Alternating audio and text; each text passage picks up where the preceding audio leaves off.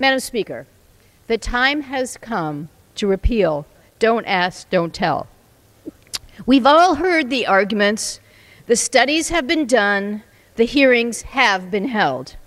The men and women of the armed services have spoken, and their leaders have weighed in. There are no more excuses not to repeal this misguided and harmful policy. There is no more reason to delay this any longer. Madam Speaker, for gay military personnel, how much longer do we ask them to serve in silence? How many more hearings and how much more testimony are we going to ask for before we finally hear what the men and women of the armed services have just said?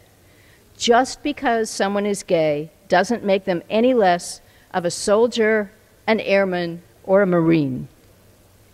How many more times can we just turn our heads and pretend we don't see the damage this policy has done to our military's readiness?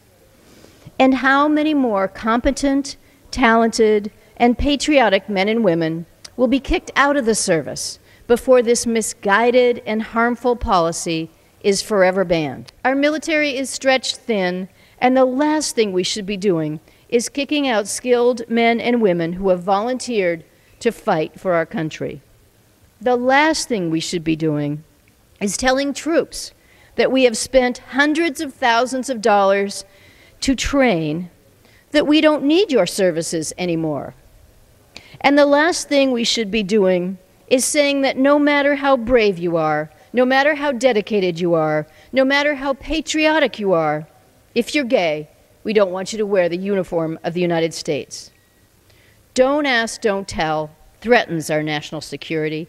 It wastes precious resources, and it goes against the values that our military embodies: integrity, honesty, and loyalty.